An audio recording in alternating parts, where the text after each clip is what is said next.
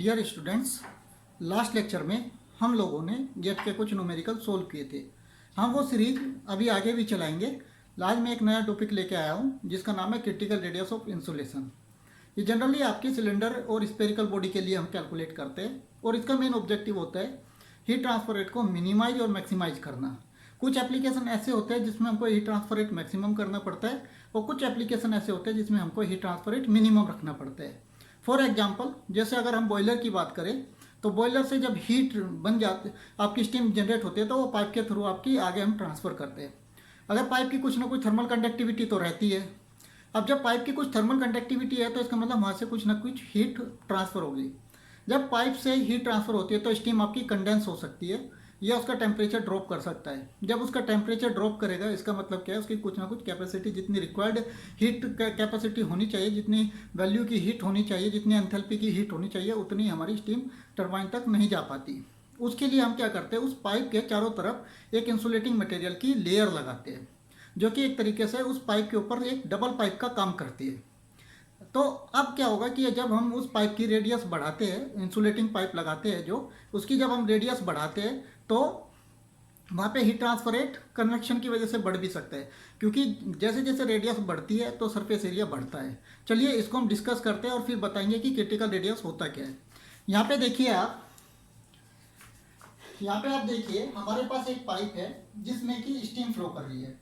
इसकी inner radius R1 है, ये R1 है, ये R2 है और ये हमने क्या किया, इसके ऊपर एक जो ब्लू में लिखा है वो मैंने एक इंसुलेटिंग पाइप लगाया हुआ है जिसकी आउटर रेडियस R3 है। तो जो हमने इंसुलेटिंग लेयर लगाया है ये जो है इस पाइप के साथ परफेक्टली कॉन्टेक्ट में है। इसकी मतलब ये हुआ कि जो आपका पाइप है, आउटर पाइप जो है जिसको इंसुलेटिंग पाइप बोल रहा हूँ मैं, उसकी जो इनर रेडियस होगी वो R2 होगी और आउटर रेडियस R3 होगी। ठीक है। अब देखिए आप, हीट कैसे ट्रांसफर होगी यहाँ पे। देखिए यहाँ से यहाँ तक जो हीट जाएगी वो हमारी कन्वेक्शन के थ्रू जाएगी। यहाँ से यहाँ तक जो हीट जाएगी वो हमारी कंडक्शन के थ्रू जाएगी। यहाँ से यहाँ तक जो हीट जाएगी वो हमारी कंडक्शन के थ्रू जाएगी और यहाँ से यहाँ तक हमारी जो हीट है वो कन्वेक्शन के थ्रू जाएगी। एटमॉस्फेयर का टेम्परेचर हमने T इन्फिनिटी माना है और हीट ट्रांसफर कोएफिशिएंट हमने H माना है। तो इसका मतलब ये दो जो पाइप है ये हमारे क्या हुए, ये हमारे सीरीज में हुई। तो इनको मैं ऐसे भी बना सकता हूँ। देखिए मैं यहाँ बनाता हूँ। मान लो कि एक पाइप हमारे पास ये है, ये एक पाइप है और ये इसके ऊपर ये इंसुलेटिंग हमने ये लगाया है। तो ये पाइप हुआ, यहाँ से यहाँ तक एक रेजिस्टेंस, यहाँ से यहाँ तक एक रेजिस्टेंस, यहाँ से यहाँ तक एक रेजिस्टेंस और यहाँ से यहाँ तक एक रेजिस्टेंस। मान लो कि इनर टेम्परेचर T1 है और सराउंडिंग का टेम्परेचर T इन्फिनिटी है और यहाँ से यहाँ तक के बीच में 4 रेजिस्टेंस आएंगे। पहला जो रेजिस्टेंस होगा वो कन्वेक्शन का रेजिस्टेंस होगा जिसकी वैल्यू होगी 1/H1 इंटू A1। A1 क्या होगा, जितने एरिया जितनी स्टीम जिस एरिया के कॉन्टेक्ट में है, तो अंदर वाली स्टीम कितने एरिया के कॉन्टेक्ट में होगी, वो होगी 2πr1 इंटू L। ये कन्वेक्शन रेजिस्टेंस हुआ। दूसरा सेकंड जो है वो आपका कंडक्शन रेजिस्टेंस होगा और कंडक्शन रेजिस्टेंस की वैल्यू आपकी होगी 1/2πk1 into L ln R2/R1, where K1 is thermal conductivity of pipe. Third जो है आपका है वो इंसुलेटिंग पाइप का रेजिस्टेंस हुआ R3, उसकी वैल्यू होगी 1/2πk2 into L ln R3/R2। और फोर्थ वन जो है वो आपका कन्वेक्शन रेजिस्टेंस हुआ सराउंडिंग का, वो होगा 1/H0 into 2πr3 into L। और हमने ये अज्यूम किया कि अंदर का जो स्टीम जो फ्लो कर रही है उसका टेम्परेचर कांस्टेंट है T1 और सराउंडिंग का टेम्परेचर T इन्फिनिटी कांस्टेंट है। आई होप आपको यहाँ तक समझ में आया होगा। चलिए अब देखिए मैंने लिखा है Q equals to T1 minus T infinity divide by R1 plus R2 plus R3 plus R4। अब यहाँ से हमें एक चीज समझ में आती है, T1 माइनस T इन्फिनिटी आपका कांस्टेंट है, T1 माइनस T इन्फिनिटी आपका कांस्टेंट है। आपके पास क्या आता है फिर R1, इसका मतलब ये कांस्टेंट हुआ। तो Q की वैल्यू आपकी टोटल रेजिस्टेंस पे डिपेंड करेगी। मान लो ये टोटल रेजिस्टेंस इन चारों को मिला के मैं R बोलता हूँ, इन चारों का जो टोटल इफेक्ट है वो R है। इसका मतलब ये हुआ अगर रेजिस्टेंस की वैल्यू मिनिमम होगी तो हीट ट्रांसफर रेट मैक्सिमम होगा, अगर रेजिस्टेंस की वैल्यू मैक्सिमम होगी तो हीट ट्रांसफर रेट आपका मिनिमम होगा। इसका मतलब क्या हुआ, हीट ट्रांसफर रेट आपके टोटल रेजिस्टेंस की वैल्यू पे डिपेंड करता है। अब अगर मैं ये निकालना चाहूँ कि मैक्सिमम हीट ट्रांसफर कितना होगा तो उसके लिए मुझे क्या करना पड़ेगा। जब हम मैक्सिमम हीट ट्रांसफर निकालना चाहते हैं तो वहाँ पे निकालने के लिए हमको मैक्सिमम और मिनिमम का यूज करना होता है। चलिए देखते हैं हम। तो हमारा मेन ऑब्जेक्टिव है मैक्सिमम हीट ट्रांसफर के लिए आपका R का वैल्यू मिनिमम होना चाहिए। तो टोटल R एक बार रब कर देखिए आप, तो टोटल आर जो है वो हमारे पास है R1 plus R2 plus R3 और प्लस R4। ये हमारे पास टोटल रेजिस्टेंस है।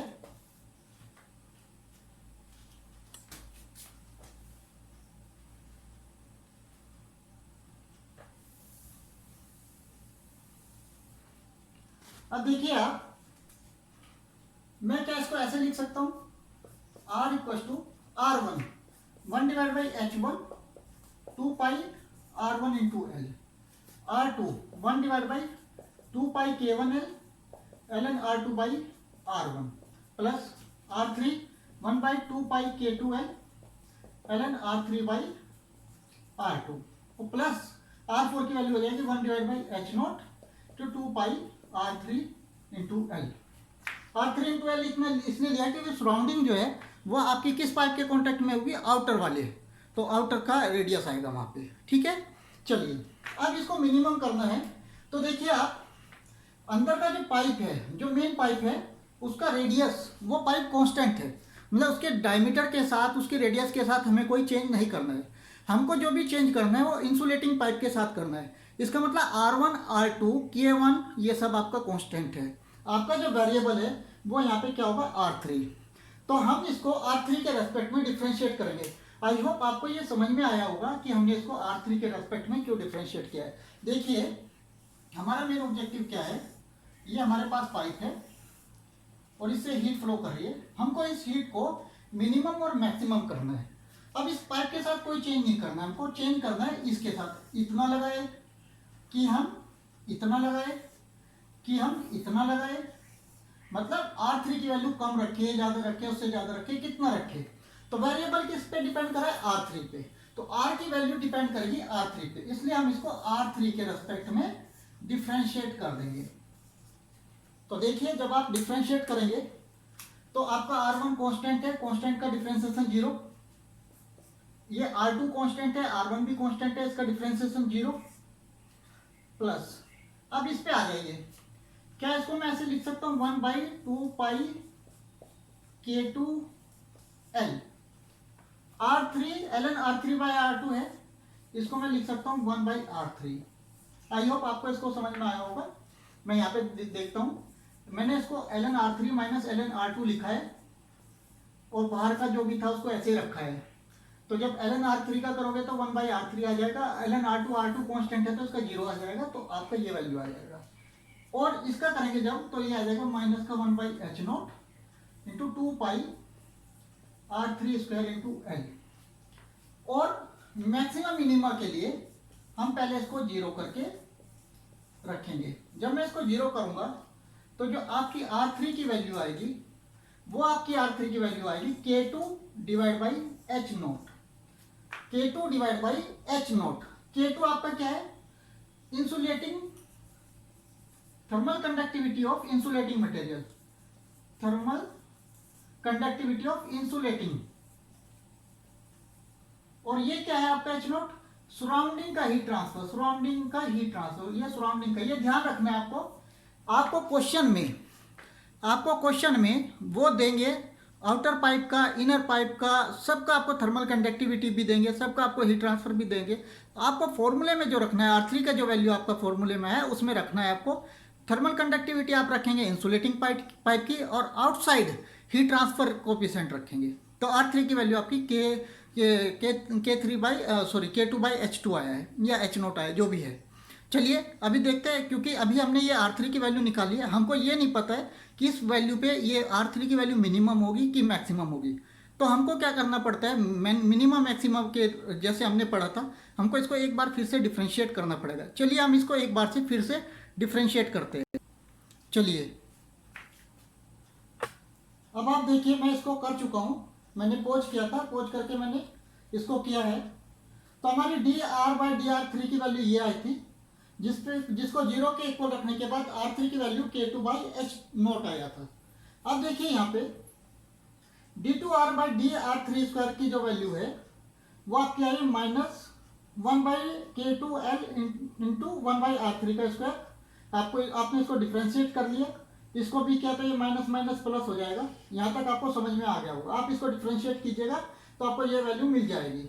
इसके बाद आपको क्या करना है, R3 की वैल्यू K2/H2 K2/H0 की वैल्यू यहाँ पे रख दीजिए। R3 की वैल्यू K2/H0 रखिए।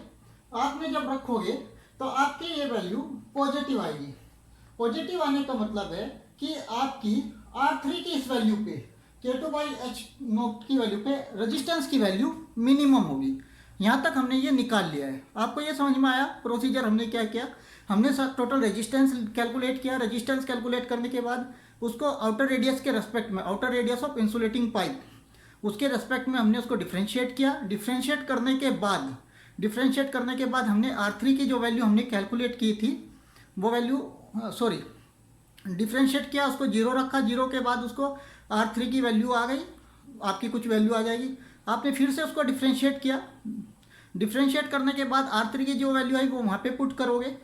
वो वैल्यू पुट करने के बाद आपको ये वैल्यू अगर पॉजिटिव आती है तो इसका मतलब है आपकी उस वैल्यू पे, R3 की उस वैल्यू पे आपकी R की वैल्यू मिनिमम होगी। अगर ये वैल्यू निगेटिव आती तो इसका मतलब ये होता R3 की उस वैल्यू पे ये वैल्यू मैक्सिमम होगी, मतलब कि R की वैल्यू मैक्सिमम होगी। आपको आई थिंक यहाँ तक समझ में आया होगा। R पॉजिटिव आया, टोटल R डबल डिफ्रेंशिएट करने के बाद आपका वैल्यू पॉजिटिव आया, इसका मतलब R मिनिमम है। ये निगेटिव आता तो इसका मतलब R मैक्सिमम होता है। चलिए इसका मीनिंग क्या हुआ वो देखते हैं, और हम ये देखेंगे कि ऐसा हो क्यों रहा है, हमने ये डिफ्रेंशिएट किया क्यों है। चलिए मैं एक डायग्राम बनाता हूँ, आप देखिएगा उसको। देखिए हमारे पास टोटल रेजिस्टेंस की वैल्यू हमने निकाली है, R = 1/HI 2πr1L, और सेकंड कंडक्शन के लिए, थर्ड कंडक्शन के लिए, फोर्थ कन्वेक्शन के लिए। अब आप ध्यान से देखिए, और मैंने आपको बताया था Q inversely proportional to 1/R, मतलब रेजिस्टेंस के इनवर्सली प्रोपोर्शनल होता है। R टोटल भी ले सकता है और सिंगल भी। अब यहाँ पे देखिए, अगर R3 की वैल्यू बढ़ाते हैं तो R3 की वैल्यू बढ़ाने पे ये जो वैल्यू है आपकी, इस पर क्या इफेक्ट पड़ेगा। R3 की वैल्यू बढ़ाएंगे तो ये वैल्यू बढ़ जाएगी। इसका मतलब R कंडक्शन, ये रेजिस्टेंस क्या है, R कंडक्शन, ये वैल्यू आपका बढ़ जाएगा। इस पर कोई फर्क नहीं पड़ेगा, इस पर कोई फर्क नहीं पड़ेगा, कंडक्शन बढ़ जाएगा। और R3 की वैल्यू बढ़ाने पे R कन्वेक्शन आपका कम हो जाएगा।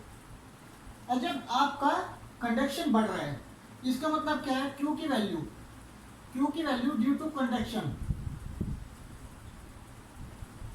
Q की value due to conduction, resistance बढ़ गया तो Q की वैल्यू कंडक्शन की वजह से कम हो जाएगी, और Q की वैल्यू कन्वेक्शन की वजह से आपकी बढ़ जाएगी।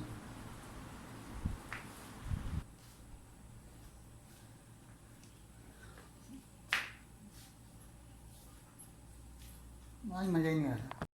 तो हमने यहाँ पे ये देख लिया है कि जैसे जैसे आप R3 की वैल्यू बढ़ते हैं, कंडक्शन रेजिस्टेंस बढ़ता है, कन्वेक्शन रेजिस्टेंस डिक्रीज करता है, जिसकी वजह से conduction heat flow rate due to conduction आपका डिक्रीज करेगा, and heat flow rate due to convection आपका इंक्रीज करेगा। और ये क्वेश्चन कई बार आपको क्वेश्चन पूछा जाता है एग्जाम में कि भैया जैसे जैसे R3 रेडियस ऑफ इंसुलेशन बढ़ते हैं तो आपका कंडक्शन का क्या इफेक्ट होता है, कन्वेक्शन का क्या इफेक्ट है। आई होप आपको ये समझ में आया होगा। अब आगे देखिए, अब जैसे हमने R3 की वैल्यू बढ़ाई तो R3 की वैल्यू लॉगरिथमिक में बढ़ रही है, और लॉगरिथमिक में वैल्यू बहुत तेज़ी से नहीं बढ़ती है। जैसे ln 100 और ln 1000, ln 100 की वैल्यू आपकी 2 आएगी, ln 1000 की वैल्यू आपकी 3 आएगी, और चेंज कितना किया आपने 100 से 1000 कर दिया। तो इतना बड़ा चेंज करने के बाद आपका कितना वैल्यू चेंज हुआ ये आपको समझ में आ रहा होगा। तो इसका मतलब क्या है कि जब जैसे जैसे आप रेडियस बढ़ा रहे हैं तो उस स्टार्टिंग में आपका कन्वेक्शन इफेक्ट डोमिनेट करता है। तो कन्वेक्शन इफेक्ट जब डोमिनेट करता है, इसका मतलब क्या हुआ, हीट ट्रांसफर रेट आपका बढ़ेगा, एक पॉइंट तक जाएगा, उस पॉइंट तक मैक्सिमम होगा, उसके बाद फिर वो डिक्रीज करने लगेगा। उस रेडियस को जिस रेट पे मैक्सिमम होता है उसको हम क्रिटिकल रेडियस ऑफ इंसुलेशन बोलते हैं। तो यहाँ से हम क्रिटिकल रेडियस ऑफ इंसुलेशन की डेफिनेशन बोलेंगे, आप लोग अपनी कॉपी में नोट कर सकते हैं। Critical radius of insulation is defined as radius up to which heat transfer rate increases and after which heat transfer rate decreases. At critical radius heat transfer rate is maximum. ये आपको ध्यान रखना है। अगर उसने बोला है आपको calculate maximum heat transfer rate, इसका मतलब पहले आप R3 वैल्यू निकालेंगे, फिर Q के फॉर्मूले में वो वैल्यू पुट करके आप हीट ट्रांसफर रेट कैलकुलेट करेंगे, अगर उसने मैक्सिमम पूछा है, और वो मैक्सिमम ही पूछेगा आपसे। तो आपको मैंने क्या बोला कि स्टार्टिंग में आपका R3, स्टार्टिंग में आपका कन्वेक्शन इफेक्ट डोमिनेट करता है, तो कंडक्शन इफेक्ट की वैल्यू बहुत कम होती है। तो इसका मतलब क्या है कि अगर आप देखोगे तो पहले क्या होगा, आपका हीट ट्रांसफर रेट इंक्रीज करेगा।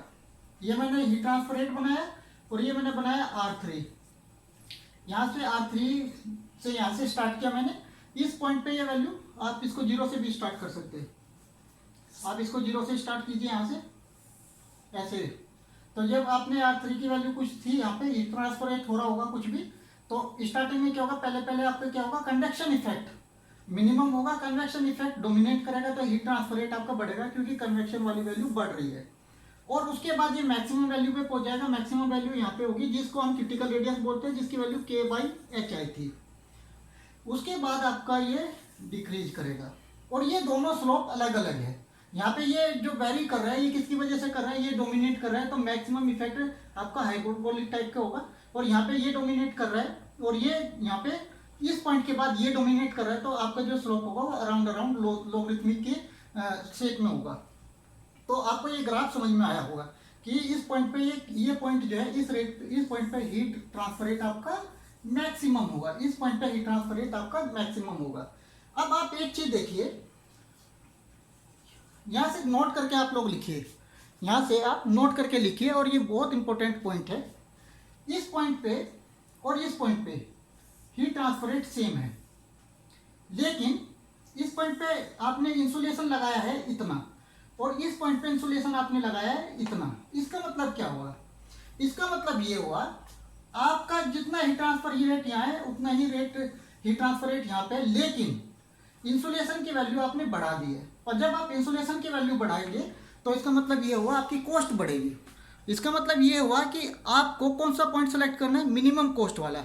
इसका मतलब ये हुआ यहाँ से यहाँ तक, ये वाला जो रीजन मैंने कट क्रॉस कर रहा हूँ, ये आपका जो रीजन है ये यूजलेस रीजन है, इसको हम यूज नहीं करते। क्यों नहीं करते इसको यूज, क्योंकि जो वैल्यू हीट ट्रांसफर रेट की यहाँ पे मिलेगी वही वैल्यू हमको यहाँ मिलेगी। तो इतना एक्स्ट्रा इंसुलेशन में लगाऊंगा क्यों, इतना इंसुलेशन लगाने की जरूरत नहीं है।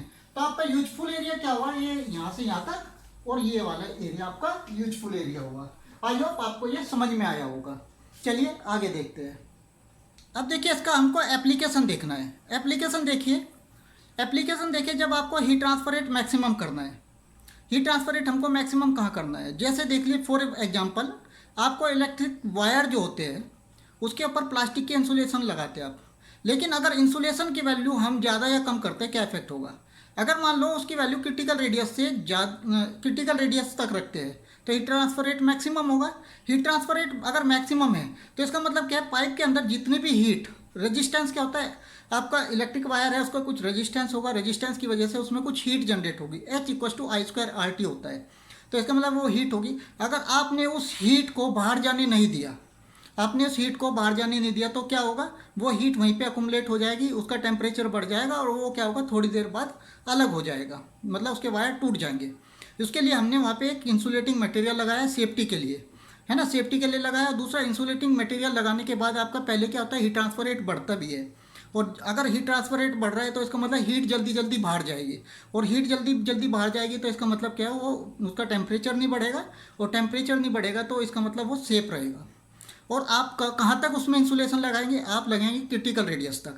क्रिटिकल रेडियस तक इंसुलेशन लगाएंगे, उस रेडियस पे आपका इंसुलेशन मैक्सिमम होगा।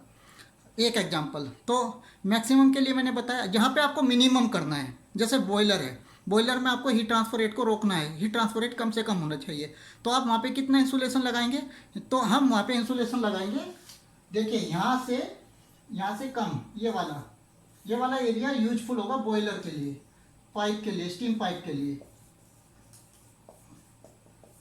क्योंकि देखिए अगर हमने यहाँ पे स्टार्टिंग में वो यहाँ पे था इंसुलेशन लगाएंगे तो हीट ट्रांसफर रेट पहले बढ़ रहा है, तो मतलब क्या होगा, हमारा तो जितना पहले हो रहा था उससे भी ज़्यादा होगा, फिर ये यूजलेस होगा। अब यूज का ये एरिया आएगा जिसमें आपका हीट ट्रांसफर रेट पहले रेट से कम हो जाएगा। इसका मतलब क्या है, अगर स्टीम पाइप के लिए हमको रेडियस कितनी रखनी पड़ेगी, इस ग्राफ को ऊपर वाले को छोड़ के इतनी ये एरिया डिसाइड करेगा कि हीट ट्रांसफर रेट आपका यहाँ से घटना शुरू होगा। तो आपको कितना इंसुलेशन करना पड़ेगा, लगभग इतना इंसुलेशन करना पड़ेगा, तब जाके आपका क्या होगा, पर्पज सोल्व होगा। आई होप आपको ये समझ में आया होगा। बॉयलर में आपको कहाँ से कहाँ तक हीट ट्रांसफर, कहाँ तक इंसुलेशन करना पड़ेगा। तो ये एरिया तो आपका यूजलेस हुआ, ये एरिया तो आपका यूजलेस हुआ, यहाँ से यहाँ तक आपका हीट ट्रांसफर रेट इंक्रीज कर रहा है, यहाँ के बाद आपका डिक्रीज कर रहा है। स्टार्टिंग यहाँ पे आपका हीट ट्रांसफर रेट पहले इतना था, फिर बढ़ा, फिर आपका कम हुआ। तो ये एरिया तो मैंने आपको बता दिया यूजलेस है, बढ़ाना भी नहीं है तो कम करना है। तो यहाँ के बाद जो भी जहाँ तक हमको करना है वो हम डिसाइड कर देंगे। तो ये आई होप आपको समझ में आया होगा, बॉयलर या स्टीम पाइप के लिए आपको हीट ट्रांसफर रेट कम करना है, वो कैसे कम करेंगे। एक चीज़, चलिए एक इसका और एप्लीकेशन देखते हैं हम। अगर हमारे पास कंपोजिट पाइप है तो देखिए, मैं डायग्राम बनाता हूँ, आप देखिएगा।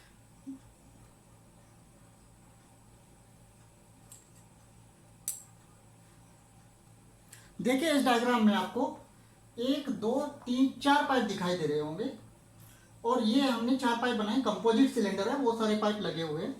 इसमें हम क्या करते हैं, हमको बताना है कि इंसुलेशन कहाँ पे होगा। तो लास्ट वाले पाइप की ही रेडियस हम घटा या बढ़ा सकते हैं।